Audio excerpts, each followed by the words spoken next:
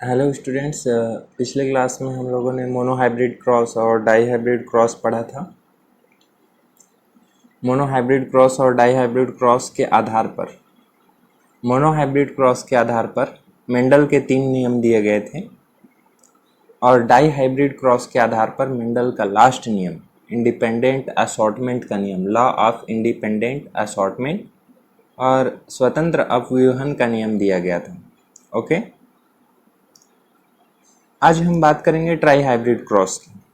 Monohybrid cross और dihybrid cross में कोई दिक्कत नहीं होना चाहिए। अगर कुछ दिक्कत होता है तो आप लोग रिव्यू कर सकते हो उसको, ठीक है ना। आज हम ट्राई हाइब्रिड क्रॉस की बात करते हैं।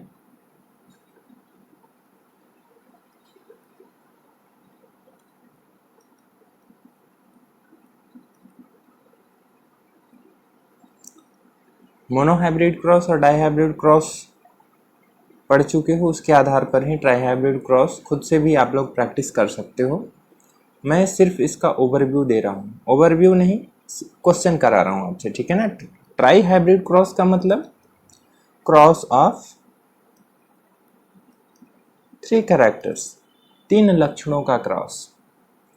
3 लक्षणों का क्रॉस, जैसे कि मान लो capital R, capital R, capital Y, capital T, capital T. ये मैंने 3 लक्षणों का डोमिनेंट पेरेंट ले लिया। शुद्ध वंशक्रम, शुद्ध वंशक्रम बता चुका हूँ मैं आपको। शुद्ध वंशक्रम कैसे प्राप्त किया जाता है मैं थोड़ा सा उसको बता देता हूँ। देखो, मान लो कि मैंने मटर के 1000 पौधे लगाए, उसमें से 900 पौधे लंबे और 100 पौधे छोटे बौने निकले। बौने क्यों हुए? क्योंकि मटर के पौधे जो बीज हैं उनमें बौनेपन के जीन हैं, ठीक है ना, ड्वार्फ के जीन प्रेजेंट हैं। कैपिटल टी के साथ स्मॉल टी भी कुछ मात्रा में प्रेजेंट है इतने सारे बीजों में। तो मैं क्या करूँगा कि जो बौने पौधे हैं उनको उखाड़ के फेंक दूंगा, ठीक है। अब नेक्स्ट जनरेशन में सिर्फ लंबे पौधे को के बीज को ही उगाऊंगा मैं। तो एक्चुअली मैंने क्या किया कि जो पॉपुलेशन है उसमें से ड्वार्फ का जीन को हटा दिया। पहले स्टेप में ड्वार्फ के कुछ जीन हटा दिए मैंने। अब फिर से लंबे पौधे के बीजों को उगाया तो उसमें से कुछ पौधे, मान लो कि 60-70 पौधे बौने उग गए, फिर से मैंने उनको हटा दिया। ऐसा उगाना और बौने पौधों को हटाना मैंने 5-6 पीढ़ियों तक, 6-7 पीढ़ियों तक ऐसा काम किया। मैं कर क्या रहा हूँ? जो पॉपुलेशन में जीन है, ठीक है ना, जीन है, जीन की बात छोड़ो, एलील की बात करता हूँ। जीन मतलब तो कैपिटल टी और स्मॉल टी दोनों हो गए। एलील्स हैं, जो पॉपुलेशन में एलील्स हैं कैपिटल टी और स्मॉल टी, मैं उस जीन के पूल में से, मतलब पॉपुलेशन में जो एलील्स हैं उनमें से डोमिनेंट एलील को सेलेक्ट कर रहा हूँ और जो रिसेसिव एलील है उनको हटा दे रहा हूँ।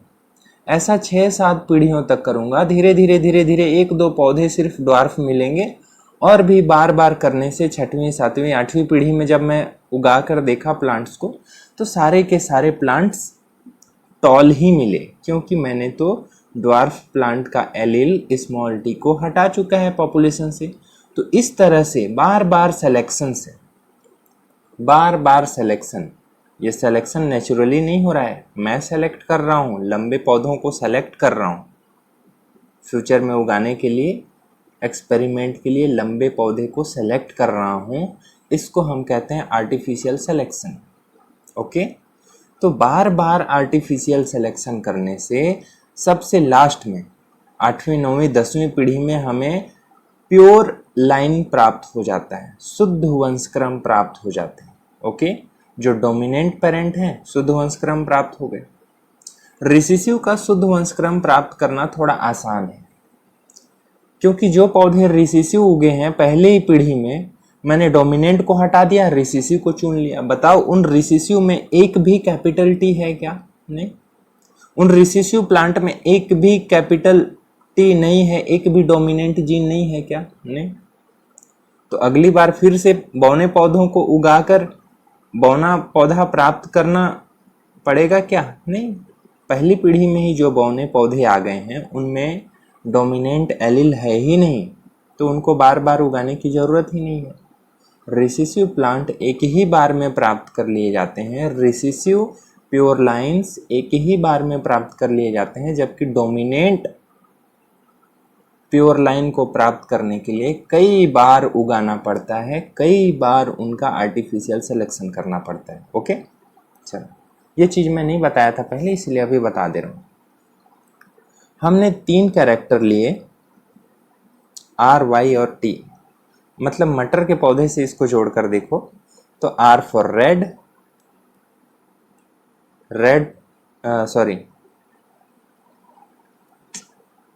मटर के पौधे में R तो है ही नहीं कुछ।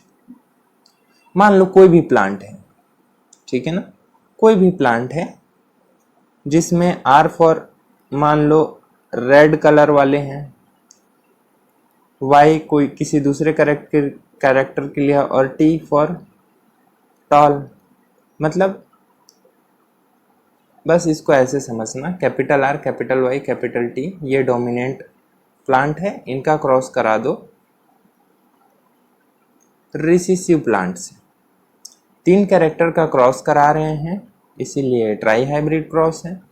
क्रॉस कराने पर इनके गैमिट्स कैसे बनेंगे? देखो सारे के सारे होमोजाइगस कंडीशन है, हेटेरोजाइगस कंडीशन एक भी नहीं है। 2 टाइप के गैमिट्स बनने के चांस एक भी नहीं है, सारे गैमिट्स एक ही तरह के बनेंगे, 2⁻0 इक्वल टू 1। सिर्फ एक ही टाइप के गैमिट्स बनेंगे, सिर्फ एक ही टाइप के गैमिट बनेंगे। वो कौन से बनेंगे? Capital R, Y, capital T और ये R small y small t, सिर्फ एक ही टाइप के गैमिट्स बनेंगे। जब एक ही टाइप के गैमिट बने तो बताओ F1 जनरेशन कैसा होगा इनका? F1 जनरेशन ट्राई हाइब्रिड होगा, R के लिए भी हाइब्रिड, Y के लिए भी हाइब्रिड और T के लिए भी हाइब्रिड। देखो F1 generation capital R small r, capital Y small y, capital T small t, ये F1 जनरेशन, ठीक है ना। F1 जनरेशन ट्राई हाइब्रिड है, पहला हाइब्रिड पहले कैरेक्टर का हाइब्रिड, दूसरे कैरेक्टर का हाइब्रिड और ये तीसरे कैरेक्टर का हाइब्रिड, तीनों कैरेक्टर के हाइब्रिड हैं F1 जनरेशन। अब मेरे को बताओ आप लोग, F1 जनरेशन के गैमिट्स कितने टाइप के होंगे?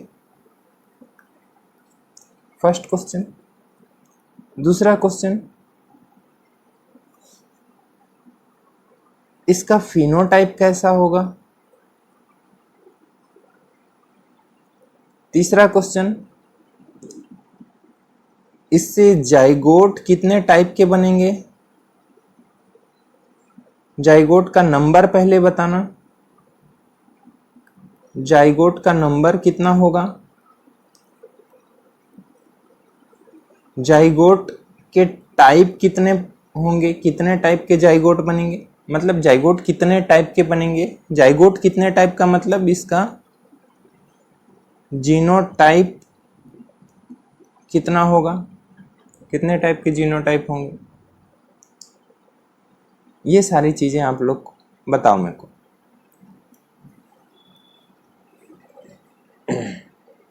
गैमेट्स कितने टाइप के बनेंगे बता दो। Capital R small r 2 type, इसके भी या तो कैपिटल Y या स्मॉल y, उसके भी 2 टाइप, उसके भी 2 टाइप, या तो कैपिटल T या स्मॉल t। तो 2 इंटू 2 इंटू 2 इक्वल टू 8, या फिर ऐसे बोल सकते हो 2⁻⁴ हेटेरोजाइगस कंडीशन n, यहाँ पर n कितना है 3, तो 8 टाइप के गैमिट्स बनेंगे। अब 8 प्रकार के गैमिट आप लोग बना सकते हो। कैपिटल R के साथ एक बार कैपिटल Y कैपिटल T, उसके बाद कैपिटल R के साथ कैपिटल Y स्मॉल t, ऐसे फॉर्कलाइन मेथड से आप बना सकते हो। देखो मैं फॉर्कलाइन मेथड बता दे रहा हूँ, कैपिटल R या फिर स्मॉल r,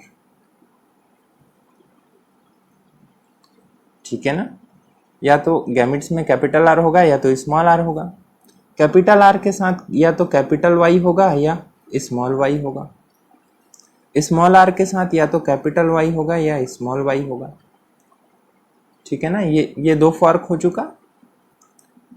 कैपिटल वाई के साथ या तो कैपिटल टी होगा या स्मॉल टी होगा, स्मॉल वाई के साथ या तो कैपिटल टी या स्मॉल टी, कैपिटल वाई के साथ कैपिटल टी या स्मॉल टी, स्मॉल वाई के साथ कैपिटल टी या स्मॉल टी। देख लो गैमेट्स बन गए, capital R capital Y capital T, capital R capital Y small T. वैसे ही टोटल देखो इनका तो 8 टाइप के गैमेट्स बनते हैं।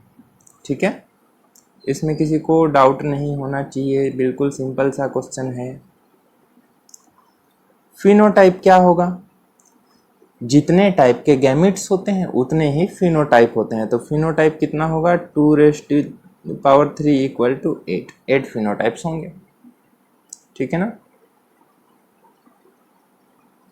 जाइगोट का नंबर कितना होगा भाई? जाइगोट का नंबर, गैमेट्स 8 टाइप के, 8 टाइप के मेल गैमेट, 8 टाइप के फीमेल गैमेट, क्रॉस कर दो तो 8 8 जा 64, टोटल जाइगोट नंबर 64। या फिर ऐसे भी बोल सकते हो 4⁻n इक्वल टू 4⁻3। तो कितना होगा? 4⁻3 इक्वल टू 64। क्लियर है। जाइगोट जीनोटाइप, कितने जीनोटाइप होंगे मैं आप लोग को बता चुका हूँ, 3⁻n होता है जीनोटाइप। फिनोटाइप से थोड़ा ज़्यादा होता है जीनोटाइप। आप मोनोहाइब्रिड क्रॉस में ही देखो, फिनोटाइप कितना होता है? 2। F2 जनरेशन में फिनोटाइप 2 होता है, या तो टॉल या ड्वार्फ। तो जीनोटाइप होते हैं 3। वैसे ही यहाँ पर फिनोटाइप 2⁻n है तो जीनोटाइप 3⁻n होगा। ओके, तो इसका जीनोटाइप कितना होगा? 27। क्लियर है। चलो, इसका पनेट स्क्वायर बनाने की कोई ज़रूरत नहीं है। 64 उतना मेहनत क्यों करोगे जब क्वेश्चन आसान है, उसका आंसर सॉल्यूशन आसान है तो। ठीक है ना। औरों के लिए क्वेश्चन टफ हो सकता है, लेकिन ध्यान दोगे, पढ़ोगे, प्रैक्टिस करोगे तो क्वेश्चन बहुत आसान। देखो, मैं ये 27 जीनोटाइप्स के पीछे मेहनत नहीं करना चाहता। मैं तो क्वेश्चन आपसे करूंगा कि बताओ रेड, मतलब आर फॉर रेड या कुछ भी मान सकते हो, मेरे को खुद पता नहीं है कि वो आर किसके लिए है। आर से मान लो कोई कैरेक्टर है रेड फ्लावर, वाई से कैरेक्टर कौन सा है?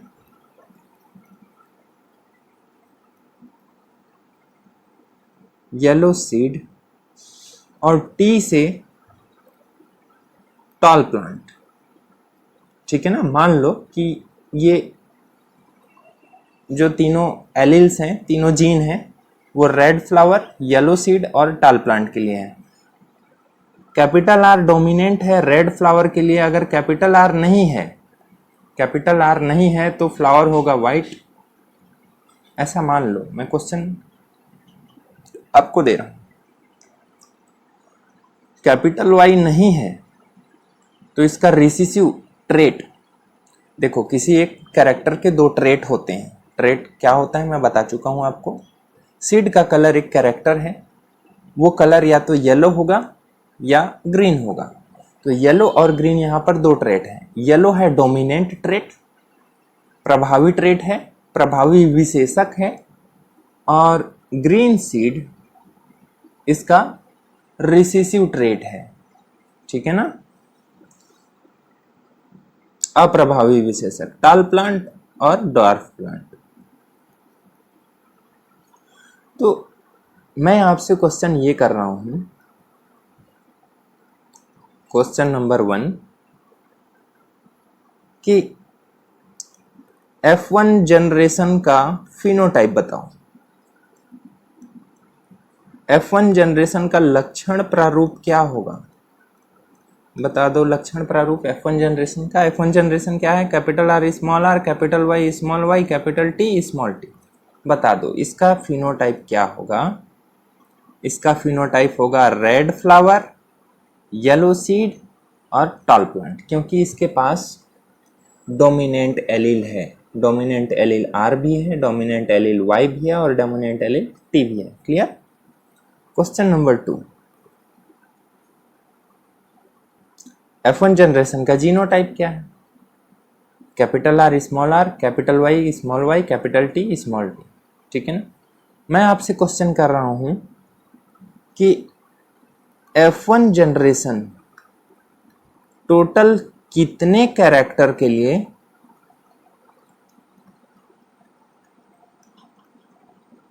होमोजाइगस है? होमोजाइगस या समयुग्मजी? बताओ कितने लक्षण के लिए F1 जनरेशन होमोजाइगस है? जीनोटाइप देखो, capital R small R. Red flower के लिए होमोजाइगस है क्या? नहीं, ये तो हेटेरोजाइगस है। येलो सीड के लिए होमोजाइगस है क्या? नहीं है। टॉल प्लांट के लिए होमोजाइगस है क्या? कैपिटल टी है क्या होमोजाइगस? नहीं, capital T small T heterozygous condition है। तो ये किसी भी कैरेक्टर के लिए होमोजाइगस नहीं है। मैं क्वेश्चन कर रहा हूं ये F1 जनरेशन कितने कैरेक्टर के लिए या कितने लक्षणों के लिए हेटेरोजाइगस है? कितने लक्षणों के लिए हेटेरोजाइगस है? तीनों लक्षण के लिए हेटेरोजाइगस है। देखो, आर के लिए भी, रेड फ्लावर के लिए भी हेटेरोजाइगस, येलो सीड के लिए भी हेटेरोजाइगस है और टॉल प्लांट के लिए भी हेटेरोजाइगस है। क्लियर है? क्वेश्चन नंबर 3, मैं कह रहा हूं F2 जनरेशन में रेड फ्लावर प्लस इसके साथ साथ येलो सीड प्लस इसके साथ टॉल प्लांट वाले पौधे कितने परसेंट होंगे? बता दो। F2 जनरेशन की बात पूछ रहा हूं मैं। Red flower with yellow seed with tall plant, कितने परसेंट प्लांट्स होंगे? 1000 पौधे उगे हैं तो उसमें से कितने, मतलब 100 पौधे उगे हैं तो उसमें से कितने पौधे रेड फ्लावर के साथ, येलो सीड के साथ लंबे पौधे होंगे? बता दो। सॉल्व करो क्वेश्चन। बिल्कुल आसान है, मैं बता चुका हूं आपको।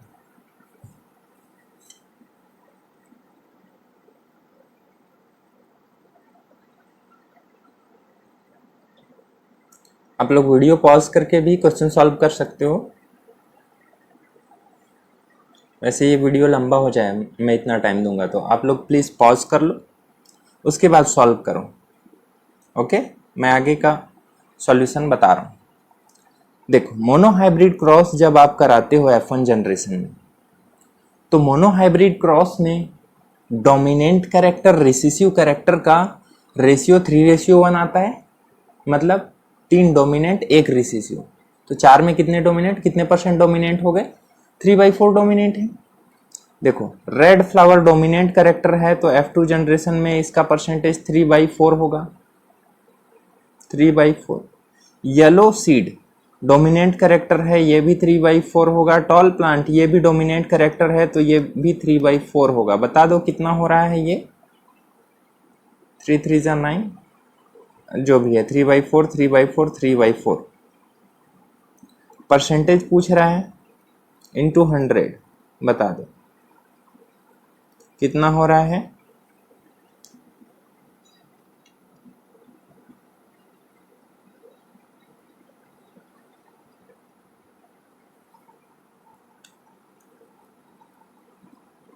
पच्चीस चौको 100,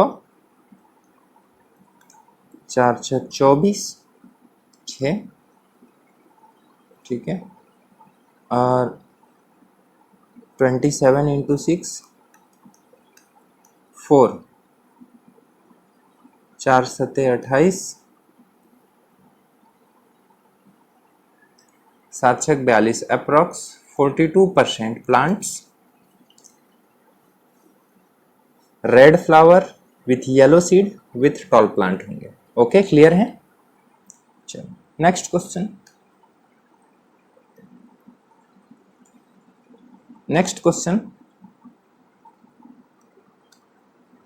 मैं कह रहा हूं कि F2 जनरेशन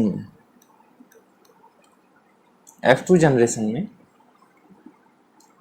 कितने plants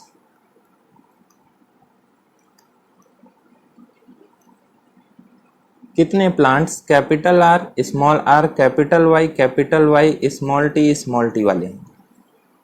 how many plants of 64, 64 में से कितने पौधे capital R capital Y small t genotype वाले होंगे? बता दो आंसर।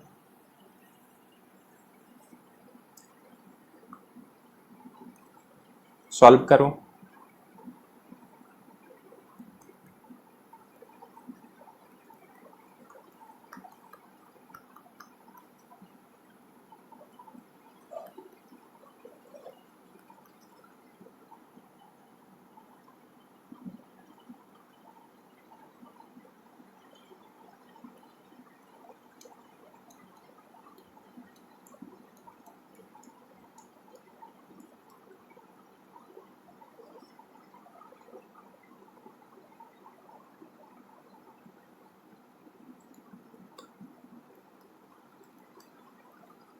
To, only 2 plants? मेरे को तो विश्वास नहीं हो रहा है।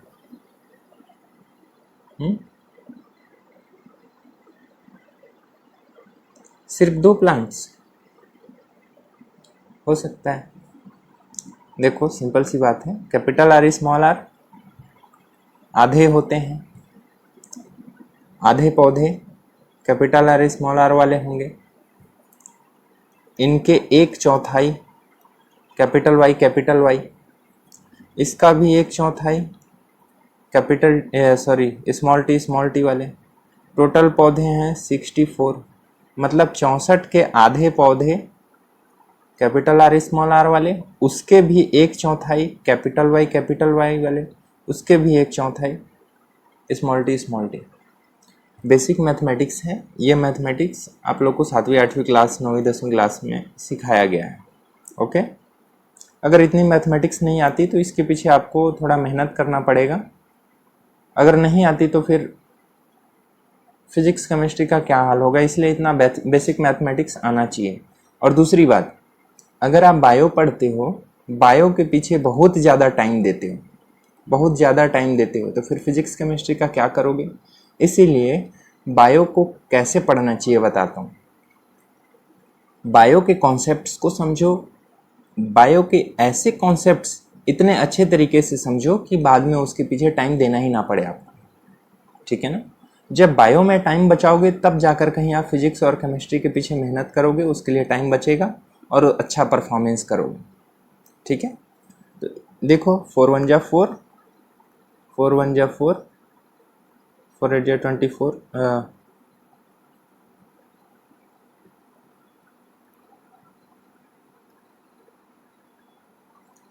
4 6 जा 24, 4 1 जा 4, 4 4 जा 16, 2 1 जा 2, 2 2 जा 4 इक्वल टू 2। हमारा आंसर सही है। क्लियर है?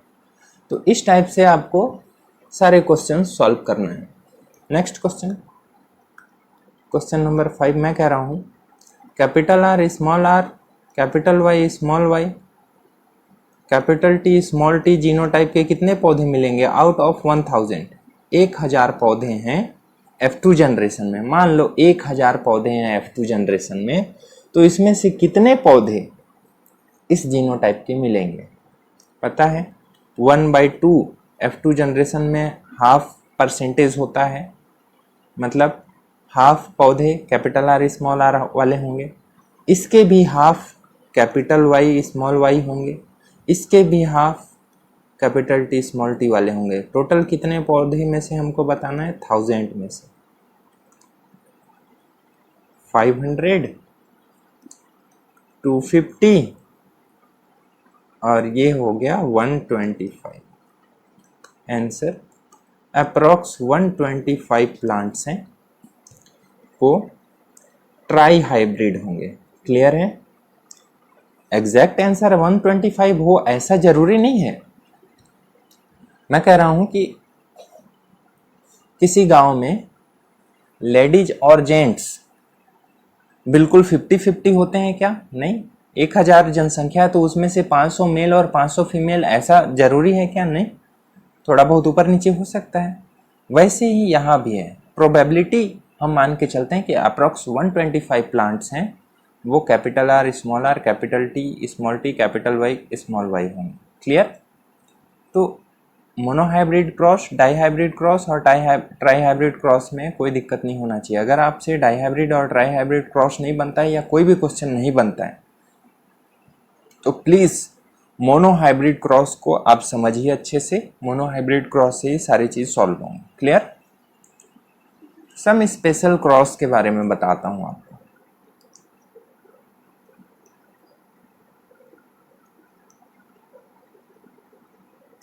Some special cross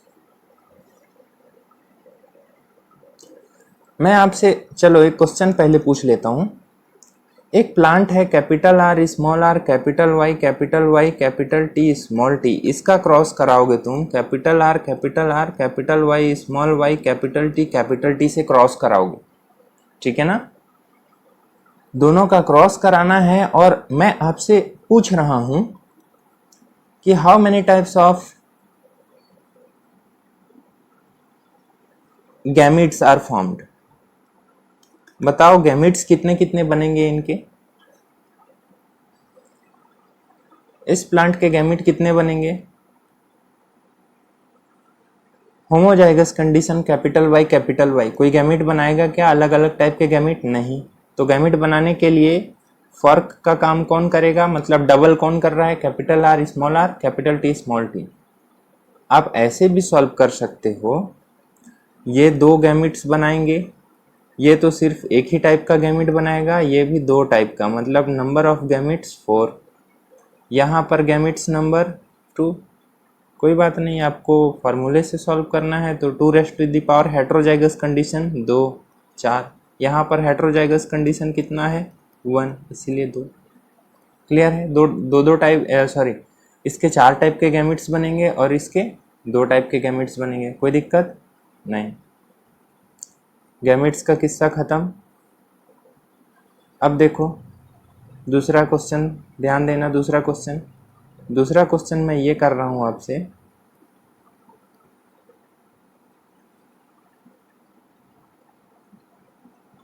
next question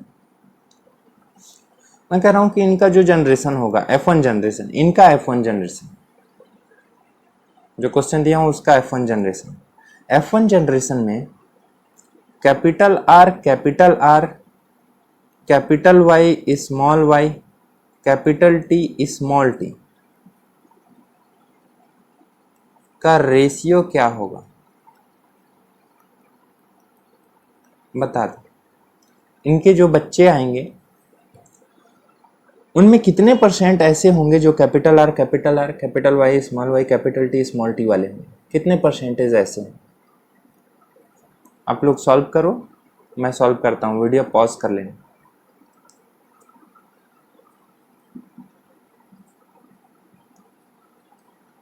मैं फालतू का झमेला क्यों लूँ जब मेरे को मोनोहाइब्रिड क्रॉस आता है।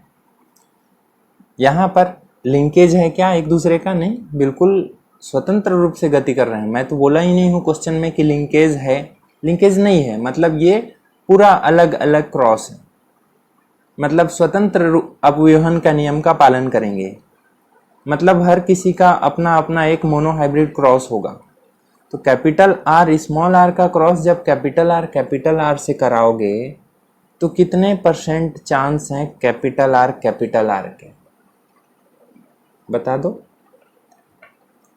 देखो, कैपिटल आर स्मॉल आर का क्रॉस करा रहे हो कैपिटल आर से, तो कैपिटल आर स्मॉल आर के दो गैमिट्स बनेंगे, कैपिटल आर स्मॉल आर, और कैपिटल आर के सिर्फ एक ही टाइप के गैमिट्स बनेंगे।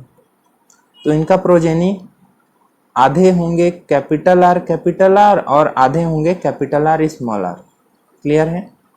कोई नहीं, इसको ऐसे सॉल्व कर लो, ज़्यादा अच्छा लगेगा, ऐसे अच्छा नहीं दिख रहा है। देखो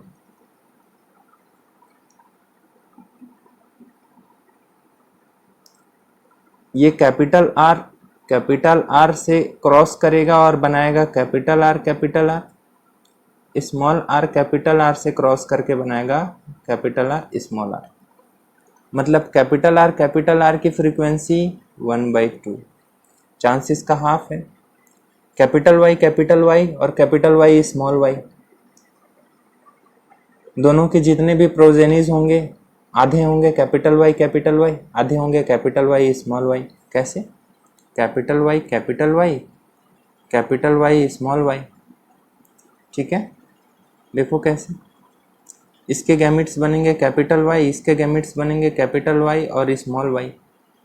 कैपिटल वाई से मैटिंग कर सकता है, कैपिटल वाई बनेगा कैपिटल वाई स्मॉल वाई से कैपिटल वाई स्मॉल वाई। मतलब 50-50, आधे आधे ही तो बन रहे हैं। क्लियर? अब बोलोगे सर ऐसे कैसे लिख दिए?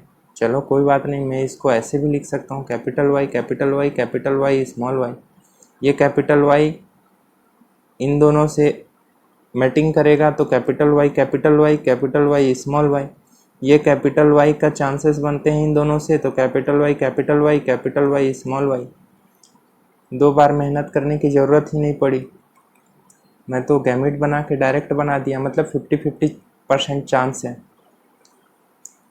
तो जो प्रोजेनी है,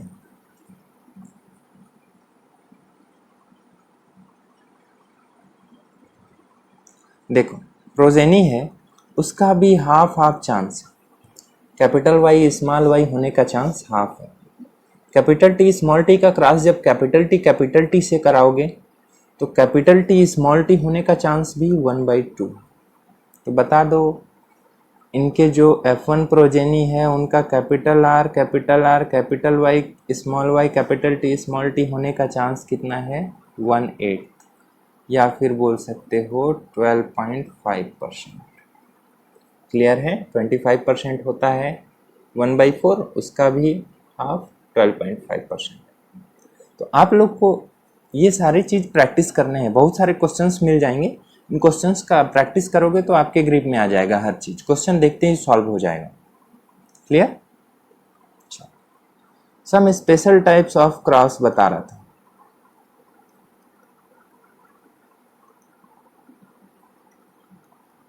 कैसा क्रॉस? फर्स्ट देखते हैं अपन बैक क्रॉस। बैक क्रॉस का मतलब किसी पिछले पेरेंट से क्रॉस करा दिए। जो F1 प्रोजेनी है उसका पेरेंट से ही क्रॉस करा दिए तो उसको बैक क्रॉस बोलेंगे। देखो मान के चलो ये मेल पेरेंट है और ये फीमेल पेरेंट, इनका प्रोजेनी F1 है, F1 प्रोजेनी। क्लियर? तो मैंने पेरेंट से ही क्रॉस करा दिया, F1 प्रोजेनी का क्रॉस पेरेंट से ही करा दी। अगर इनका क्रॉस मैं पेरेंट से कराता हूँ तो इसको हम कहते हैं back cross. Clear? This is back cross. ये क्या है? क्रॉस। प्रोजेनी का पेरेंट से क्रॉस करा दें तो उसको हम कहते हैं बैक क्रॉस। क्लियर? ध्यान देना। अब दूसरी बात, ये पेरेंट मान लो, ये पेरेंट है डोमिनेंट और ये पेरेंट है रिसेसिव। मैं मेल फीमेल की बात अभी नहीं कर रहा हूं, अब डोमिनेंट रिसेसिव की बात कर रहा हूं। सिंपल सी बात है, पेरेंट है तो एक मेल होगा एक फीमेल होगा, तो मेल फीमेल की बात नहीं कर रहा हूं मैं, डोमिनेंट और रिसेसिव पेरेंट की बात कर रहा हूं। F1 प्रोजेनी क्रॉस होता है दोनों का। मान लो ये प्योर पेरेंट है, प्योर मेल और प्योर फीमेल, तो F1 प्रोजेनी हाइब्रिड होता है। कैपिटल टी एक पेरेंट है, दूसरा पेरेंट स्मॉल टी है, तो F1 प्रोजेनी क्रॉस होता है दोनों का, कैपिटल टी स्मॉल टी। ऐसा होता है। देखो प्रोजेनी का क्रॉस मैं डोमिनेंट से कराता हूं, प्रोजेनी का क्रॉस डोमिनेंट से कराऊंगा तो बात अलग, रिसेसिव से कराऊंगा तो बात अलग। कैसे? ध्यान देना। मैं अगर इसका क्रॉस करा देता हूं, क्रॉस विथ डोमिनेंट, एक बार डोमिनेंट से क्रॉस कराया और एक बार रिसेसिव से क्रॉस कराया, तो दोनों का रिजल्ट क्या होगा, ध्यान देना। कैपिटल टी स्मॉल टी का क्रॉस मैं कैपिटल टी से कराया तो क्या होगा, जो आधे हैं वो कैपिटल टी बनेंगे और आधे कैपिटल टी स्मॉल टी बनेंगे, ठीक है ना। तो इनका जीनोटाइप कैसा है, 50-50 है, जीनोटाइप आधा आधा है। बताओ इनका फिनोटाइप क्या है, ये भी लंबे और ये भी लंबे, दोनों लंबे। क्रॉस कराने का जो रिजल्ट आया डोमिनेंट से, वो रिजल्ट दोनों का फिनोटाइप एक ही है, चाहे जीनोटाइप अलग अलग है। देखो जीनोटाइप आधे का कैपिटल टी स्मॉल टी, लेकिन देख कर बता सकते हो क्या, आप उसको देख कर बता सकते हो क्या कि कौन सा कैपिटल टी जीनोटाइप है, कौन सा capital T small T genotype है। जब आप इसके बच्चे को F1 प्रोजेनी के बच्चे को देखकर नहीं बता सकते कि इसके बच्चे का जीनोटाइप क्या है, तो F1 प्रोजेनी का क्या बताओगे। मान लो कि एक लंबा पौधा मैंने एक टॉल प्लांट लाके सामने रख दिया आपके सामने, मैं बोलूँगा कि बताओ ये पौधा कैपिटल टी वाला है या कैपिटल टी स्मॉल टी है, आप देख के बता सकते हो क्या, नहीं, क्योंकि कैपिटल टी है वो भी लंबा होता है और जो कैपिटल टी स्मॉल टी या हाइब्रिड है वो भी लंबा होता है। आप उस पौधे को देख के नहीं बता सकते। मैं बोलूँगा कि आप बताओ उस पौधे को कि वो कैपिटल टी है या कैपिटल टी स्मॉल टी है, तो आप उस पौधे का क्रॉस कराओगे। किससे क्रॉस कराओगे तो पता चलेगा, डोमिनेंट पेरेंट से क्रॉस कराओगे, किसी डोमिनेंट प्लांट से क्रॉस कराओगे तो पता चलेगा क्या, नहीं। ये लंबा पौधा है, इसका डोमिनेंट से क्रॉस करा दिए, तो अगर ये हाइब्रिड रहा भी तो भी सारे प्रोजेनी लंबे होंगे। ये हाइब्रिड नहीं रहा, देखो ये हाइब्रिड अगर नहीं रहा तो भी सारे प्रोजेनी लंबे होंगे, समझे मेरी बात। मान लो कि मैं आपको ये प्लांट दिया हूँ F1, एक लंबा प्लांट दिया हूँ, मैं बोल रहा हूँ बताओ इसका जीनोटाइप क्या है, तो आपने उसका क्रॉस करा दिया डोमिनेंट पेरेंट से, तो उसके सारे बच्चे लंबे लंबे। दूसरी बात देखो, मैं इसका क्रॉस F1 प्रोजेनी का क्रॉस या हाइब्रिड प्लांट का क्रॉस, किसी भी लंबे पौधे का, इसका फिनोटाइप लंबा ही है ना, किसी भी लंबे पौधे का क्रॉस रिसेसिव पेरेंट से कराता हूँ। ध्यान देना, किसी भी पौधे का क्रॉस रिसेसिव पेरेंट से कराता हूँ। कैपिटल टी स्मॉल टी का क्रॉस मैं स्मॉल टी से कराता हूँ, रिसेसिव पेरेंट। सबसे मेन इंपॉर्टेंट पॉइंट, प्रोजेनी का क्रॉस रिसेसिव अप्रभावी पूर्वज से, रिसेसिव पेरेंट से कराता हूँ स्टार पॉइंट, तो इसका रिजल्ट क्या मिलेगा, कैपिटल टी क्रॉस करेगा इनसे, स्मॉल टी क्रॉस करेगा इनसे, तो क्या मिलेगा, capital T small T, capital T small T, small T small T, small T small T. तो 50% genotype 50% capital T small T वाले और स्मॉल टी वाले 50%। जीनोटाइप आपको देखने से पता नहीं चलेगा, फिनोटाइप इनका क्या होगा, 50% टॉल होंगे, 50% ड्वार्फ होंगे, 50-50। समझो मेरी बात समझो। ये कोई प्लांट है, this is a plant, tall plant है, ठीक है। मैं पूछ रहा हूं आपसे इसका जीनोटाइप बताओ, बोलोगे टॉल प्लांट का जीनोटाइप कैपिटल टी भी हो सकता है, कैपिटल टी स्मॉल टी भी हो सकता है, कुछ भी हो सकता है, दोनों हो सकते हैं। इसका पता करके बताओ भाई, मैं ये नहीं पूछ रहा हूं, पता करके बताओ कि ये कैपिटल टी है या कैपिटल टी स्मॉल टी है। तो आप क्या करोगे, जो रिसेसिव पेरेंट है इससे क्रॉस कराओ, ठीक है ना, रिसेसिव पेरेंट से क्रॉस कराओ। क्रॉस कराने के बाद इनके जो प्रोजेनी है, आने वाली संतानें हैं, 50% लंबे या 50% बौने होते हैं तो पता चलता है कि ये हेटेरोजाइगस है, ठीक है ना। अगर ये होमोजाइगस रहा, कैपिटल टी रहा और इसका क्रॉस स्मॉल टी से करा दिए, तो क्या आप बताओ इनके प्रोजेनी 50-50 होंगे क्या? होंगे ही नहीं 50-50। इनके प्रोजेनी सारे के सारे hybrid capital T small T वाले होंगे, मतलब सारे लंबे। तो ध्यान देना, अगर ये हेटेरोजाइगस है तो इनका रिसेसिव पेरेंट से क्रॉस कराने से इनके बच्चे 50-50 होंगे। अगर ये होमोजाइगस कंडीशन है, होमोजाइगस डोमिनेंट है, तो इनका रिसेसिव पेरेंट से क्रॉस कराने से इनके बच्चे 50-50 नहीं होंगे, सारे के सारे टॉल होंगे। तो समझिए मेरी बात, ये जो दोनों हैं, मैं इसमें डिफरेंस बता देता हूं आपको। देखो, डिफरेंस बता देता हूं। F1 प्रोजेनी का क्रॉस आप डोमिनेंट पेरेंट से कराते हो तो F1 प्रोजेनी का जीनोटाइप फिनोटाइप पता नहीं चलता है। इस क्रॉस को हम कहते हैं आउट क्रॉस। इससे पता चला क्या? कुछ पता नहीं चलता, सारे के सारे लंबे मिलते हैं, कोई फिनोटाइप चेंज नहीं आता, पता ही नहीं चलता। मैं F1 प्रोजेनी का क्रॉस देखो इधर, मैं F1 प्रोजेनी का क्रॉस रिसेसिव पेरेंट से कराता हूं, तो मेरे को 50-50 फिनोटाइप देखने को मिलते हैं, जिससे पता चलता है अगर 50-50 मिले तो F1 प्रोजेनी हेटेरोजाइगस कंडीशन में था। अगर 50-50% ना मिले, टोटल टॉल मिले, मतलब वो होमोजाइगस डोमिनेंट। क्लियर?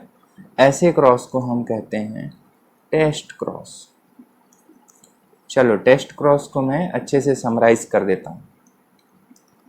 किसी F1 प्रोजेनी का हम क्रॉस कराते हैं किससे?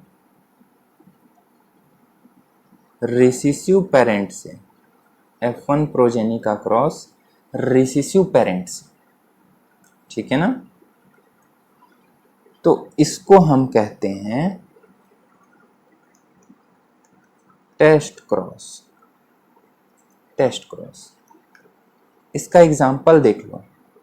F1 प्रोजेनी टॉल प्लांट है, मान लो टॉल है, तो वो क्या हो सकता है? कैपिटल टी भी हो सकता है, कैपिटल टी स्मॉल टी भी हो सकता है।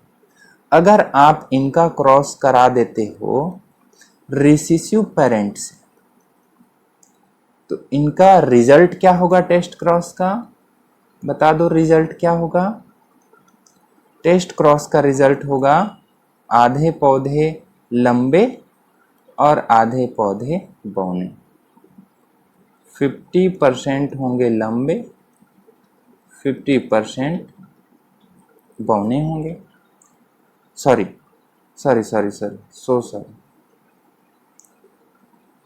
अरे मिटना नहीं मिटेगा, मत मिट। देखो, अगर मैं इस टॉल प्लांट का टेस्ट क्रॉस कराता हूं तो सारे के सारे पौधे 100% लंबे मिलेंगे। अगर मैं इस दूसरे वाले पौधे का टेस्ट क्रॉस कराता हूं तो आधे पौधे लंबे मिलेंगे और आधे पौधे ड्वार्फ मिलेंगे। ओके, तो बताओ, यदि सारे पौधे लंबे मिल रहे हैं तो टेस्ट जो हम कर रहे थे वो पौधा होमोजाइगस टॉल है या हेटेरोजाइगस टॉल? होमोजाइगस टॉल है। अगर पौधे 50-50 प्राप्त हो रहे हैं, रिजल्ट हमको 50-50 मिल रहा है, मतलब सर आपने जो पौधा दिया था टेस्ट करने के लिए वो होमोजाइगस डोमिनेंट नहीं है, वो हेटेरोजाइगस डोमिनेंट। क्लियर? तो ये चीज़ हमेशा ध्यान में रखना कि टेस्ट क्रॉस एक तरह का बैक क्रॉस ही है, लेकिन यदि रिसेसिव पेरेंट से कराते हैं और हमको पता चलता है कि ये होमोजाइगस डोमिनेंट है या हेट्रोजाइगस डोमिनेंट है, तो रिसेसिव पेरेंट से कराने वाले इस तरह के क्रॉस को हम टेस्ट क्रॉस कहते हैं, ठीक है ना, या परीक्षण क्रॉस, परीक्षण संकरण।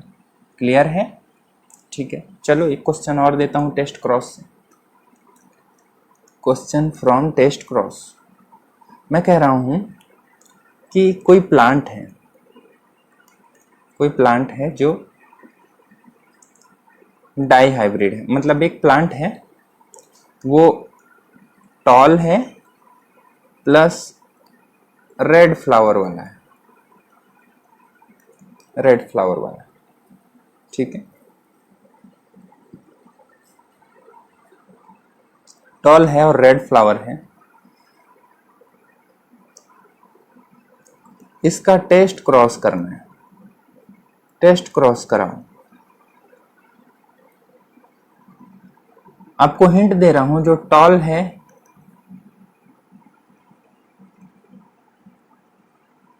वो डोमिनेंट कैरेक्टर है और रेड फ्लावर है वो डोमिनेंट है। टॉल प्लांट और रेड फ्लावर दोनों डोमिनेंट कैरेक्टर हैं, जबकि ड्वार्फ प्लांट और व्हाइट फ्लावर रिसेसिव कैरेक्टर। तो टॉल प्लांट रेड फ्लावर, इसका टेस्ट क्रॉस कराना है। तो बताओ कैसे प्लांट से टेस्ट क्रॉस कराओगे? टेस्ट क्रॉस के लिए कैसा पौधा होना चाहिए, कैसा प्लांट होना चाहिए, बता दो। टेस्ट क्रॉस के लिए इसके लिए कैसा प्लांट चूज करेंगे? जो रिसेसिव हो, मतलब dwarf plant with white flower, ऐसा पौधा जो बौना के साथ साथ सफेद फूल वाला हो, दोनों कैरेक्टर के लिए रिसेसिव हो, उससे हम इसका टेस्ट क्रॉस कराएंगे। दूसरा क्वेश्चन है कि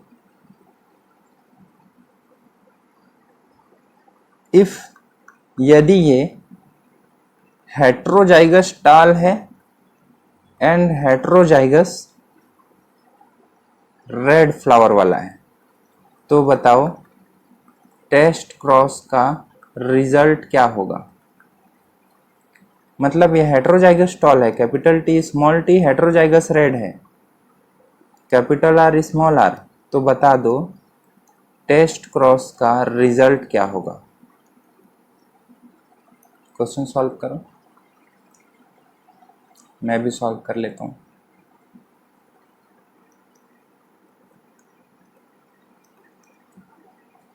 सॉल्व करो क्वेश्चन।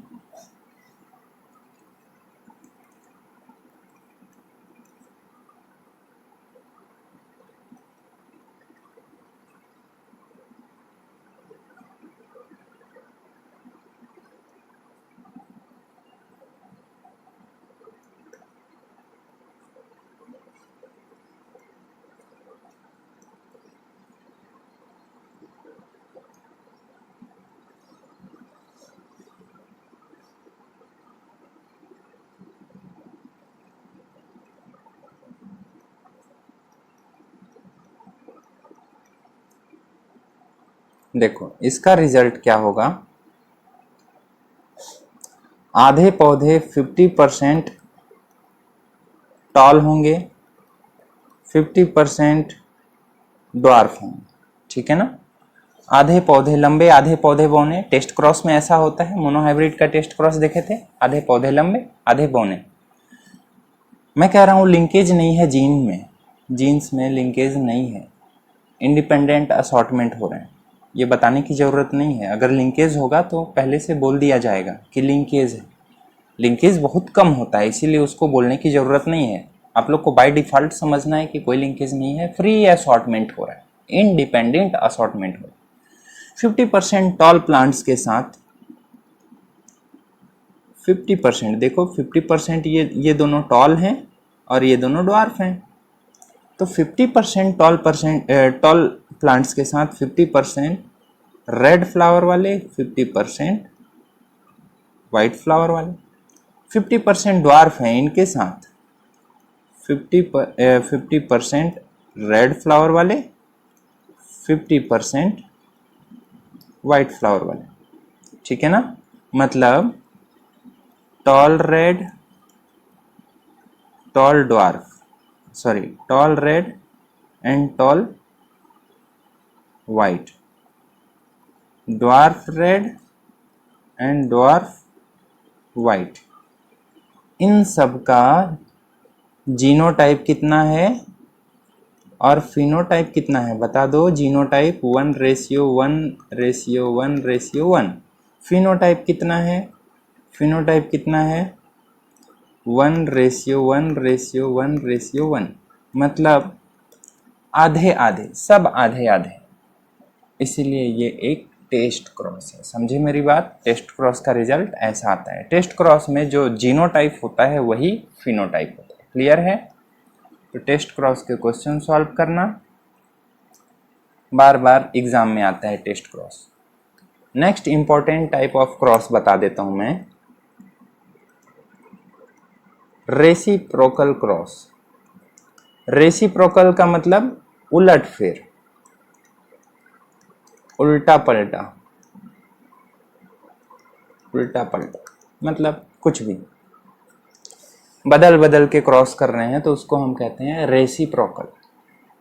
जा रहा है इधर तो इधर भी आना पड़ेगा।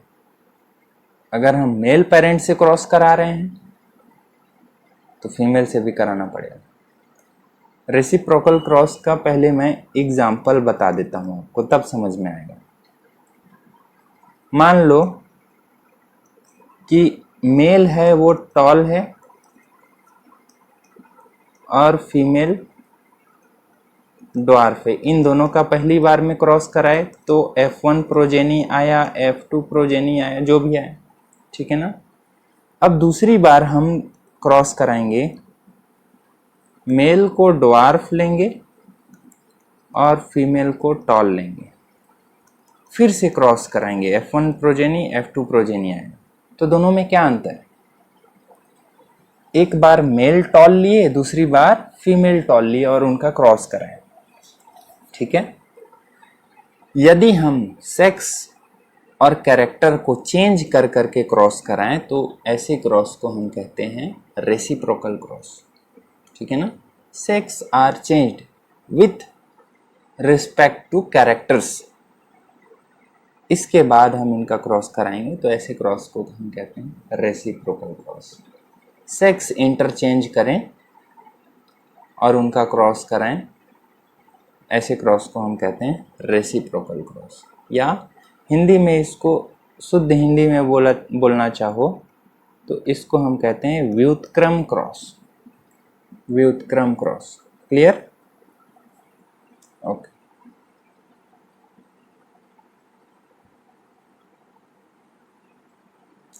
अब रेसिप्रोकल क्रॉस क्यों कराया जाता है। मान लो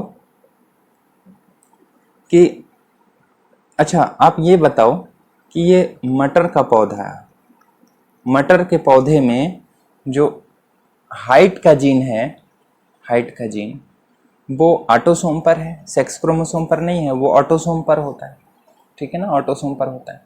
और ऑटोसोम मेल और फीमेल में सेम होते हैं। मेल और फीमेल में ऑटोसोम्स का ऐसा कुछ नहीं है कि ये ऑटोसोम सिर्फ मेल में होगा, ये ऑटोसोम सिर्फ फीमेल में होगा। ऑटोसोम्स दोनों में इक्वल होते हैं, कोई चेंजेस नहीं होते, ठीक है। तो जो ऑटोसोम्स पर, ऑटोसोम मतलब जो कायिक गुणसूत्र हैं वो कहाँ होते, केंद्रक के अंदर।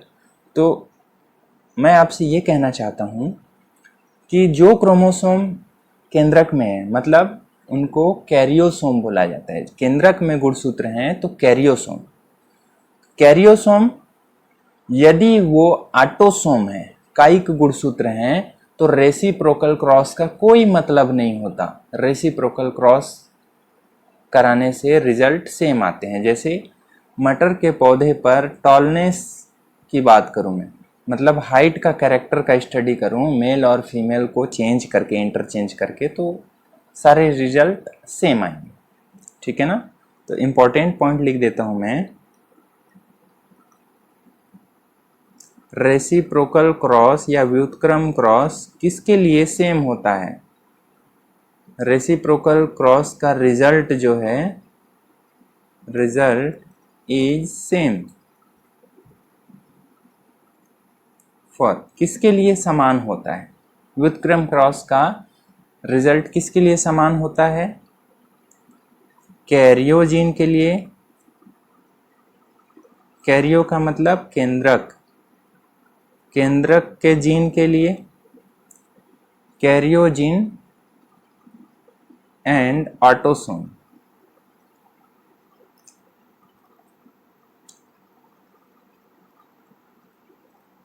कायिक गुणसूत्र के लिए। ठीक है ना, क्योंकि ये मेल और फीमेल दोनों में पाए जाते हैं, दोनों में समान पाए जाते हैं, दोनों में समान होते हैं।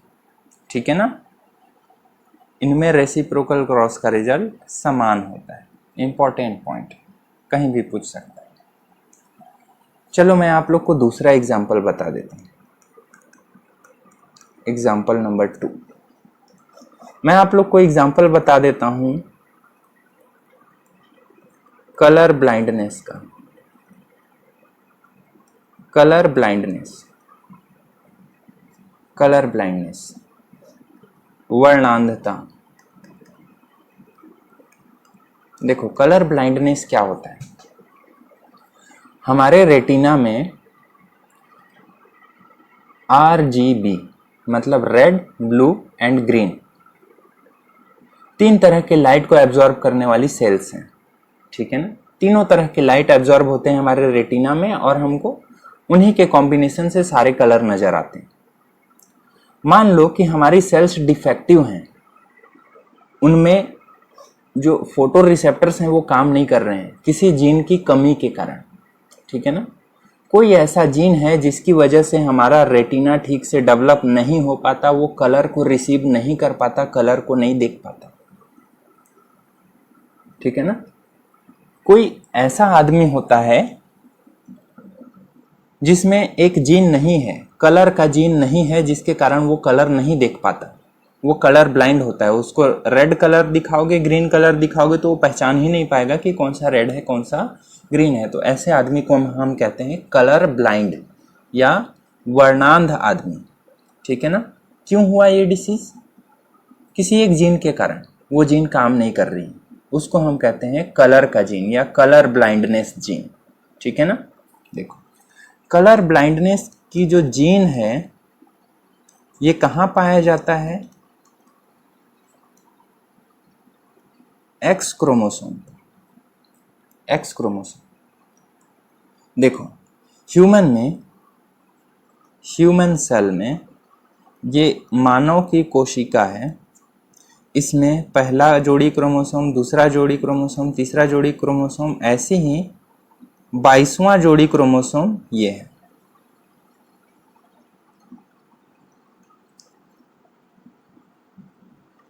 ये पहला जोड़ी है और ये 22वां जोड़ी, 22वां जोड़ी। ठीक है ना, ये जो 22 जोड़ी क्रोमोसोम हैं ये सारे के सारे हैं ऑटोसोम या कायिक गुणसूत्र। ये कायिक गुणसूत्र है। 23वां जोड़ी की बात कर लो, जो 23वां जोड़ी है, एक है एक्स क्रोमोसोम और दूसरा है वाई क्रोमोसोम। यह है 23वां जोड़ी, ये 23वां जोड़ी है। मेल और फीमेल में अलग अलग होता है। ठीक है ना, 23वां जोड़ी होता है मेल में एक्स वाई और फीमेल में एक्स एक्स होता है, एक्स एक्स इन फीमेल, ठीक है ना। देखो 23वां जोड़ी क्रोमोसोम फीमेल में एक्स एक्स होता है और मेल में एक्स वाई। बोलोगे फीमेल में वाई क्रोमोसोम नहीं है, नहीं, फीमेल में सच में वाई क्रोमोसोम नहीं है। तो फीमेल में कौन सा क्रोमोसोम है भाई? फीमेल में 2 एक्स है। मैं कह रहा हूं मेल में एक्स क्रोमोसोम है, हाँ है, कितने? 1। तो मेल में सिर्फ एक ही क्रोमोसोम, मेल में एक एक्स क्रोमोसोम होता है, जबकि फीमेल में 2 एक्स क्रोमोसोम होते हैं, ठीक है ना। तो मेल में एक ही एक्स क्रोमोसोम है, तो दूसरा क्रोमोसोम कौन सा है भाई? क्रोमोसोम तो जोड़े में पाए जाते हैं, डिप्लॉइड सेल है, द्विगुणित कोशिका है, तो दूसरा क्रोमोसोम कौन सा है? दूसरा क्रोमोसोम वाई है। क्लियर? देखो अब पॉइंट पे आओ। मैं आपसे ये कह रहा हूं कि जो कलर ब्लाइंडनेस का जीन है, ठीक है ना, वो एक्स क्रोमोसोम पर पाया जाता है। एक्स सी का मतलब यहां पे लिख दे रहा हूं, कलर ब्लाइंड एक्स क्रोमोसोम। ये क्रोमोसोम कलर ब्लाइंड है, एक्स क्रोमोसोम कलर ब्लाइंड है। तो बताओ मेरे को, आप ये बताओ कि इतने सारे ऑटोसोम है, ऑटोसोम पर तो कलर ब्लाइंड का जीन है ही नहीं, कलर से रिलेटेड कोई जीन नहीं है। कलर से रिलेटेड एक ही जीन है एक्स क्रोमोसोम, एक्स क्रोमोसोम पर कलर ब्लाइंड से रिलेटेड जीन एक्स क्रोमोसोम पर है।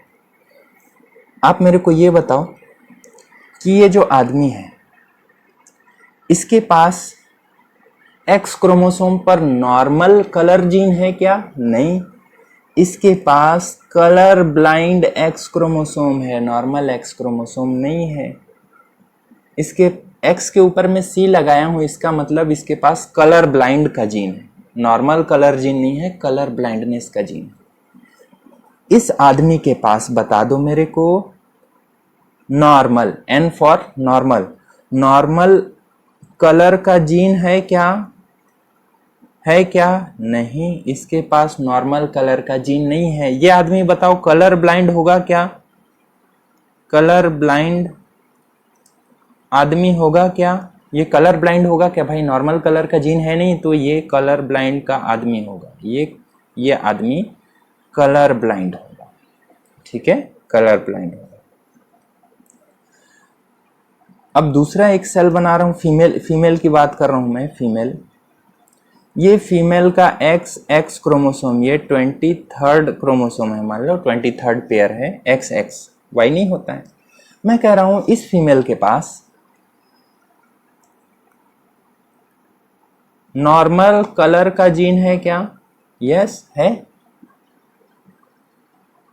एक सेल और बना रहा हूं, एक दूसरी फीमेल बना रहा हूं, ये दूसरी फीमेल है, इसके पास एक्स एक्स, इसके पास एक क्रोमोसोम पर कलर ब्लाइंड जीन है,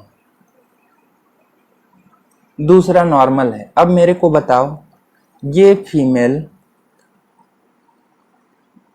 कलर ब्लाइंड होगी क्या? रंग की अंधी होगी क्या? नहीं।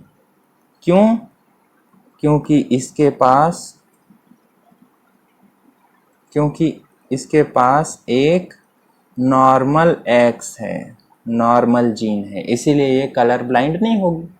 क्लियर है? नॉर्मल जीन है, वो तो काम करेगी ना। हालांकि इनका कलर थोड़ा सा मान लो थोड़ा सा कमजोर होगा, लेकिन कलर को पहचान लेंगे क्योंकि इसके पास नॉर्मल एक्स क्रोमोसोम है, नॉर्मल कलर का जीन है। एक एग्जांपल और मैं बता देता हूं।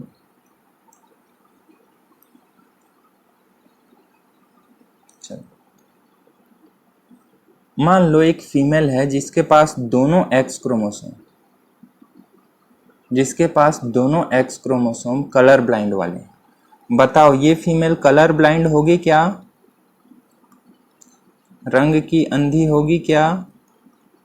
रंग की अंधी है क्या? यस, ये कलर ब्लाइंड फीमेल है। क्यों? क्योंकि इसके पास एक भी कलर का नॉर्मल जीन नहीं है। क्लियर? तो आप ये देखो यहां पर कि फीमेल में कलर ब्लाइंड होने का चांस कम है, जबकि मेल 100% कलर ब्लाइंड होगा, क्योंकि उसके पास एक ही एक्स क्रोमोसोम है।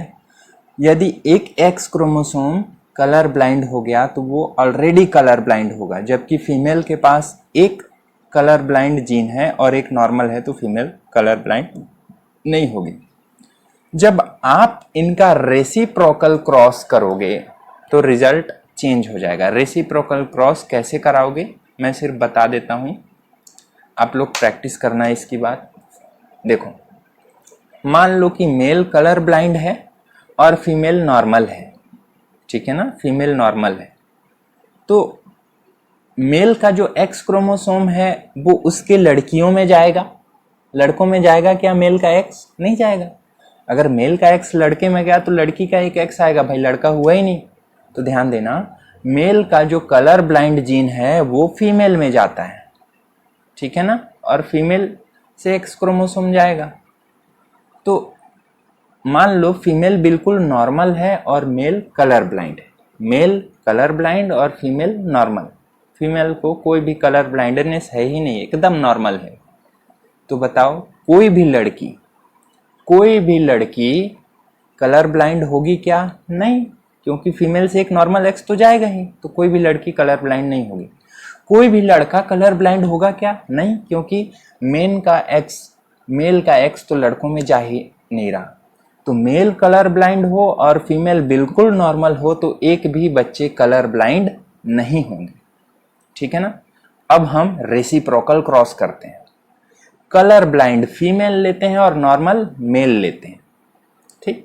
कलर ब्लाइंड फीमेल है, मतलब उसके पास दोनों क्रोमोसोम कलर ब्लाइंड वाले हैं। तो बताओ, जितने भी बॉयज होंगे उनके बच्चे, जितने भी लड़के बच्चे होंगे, सारे के सारे में लड़की का एक एक्स जाएगा, मतलब एक एक्स कहने का मतलब लड़की का कलर ब्लाइंड जीन जाएगा ही। तो सारे के सारे लड़के कलर ब्लाइंड होंगे, सारे के सारे लड़के कलर ब्लाइंड होंगे और सारी की सारी लड़कियां नॉर्मल होंगी। नॉर्मल क्यों होंगी लड़कियां?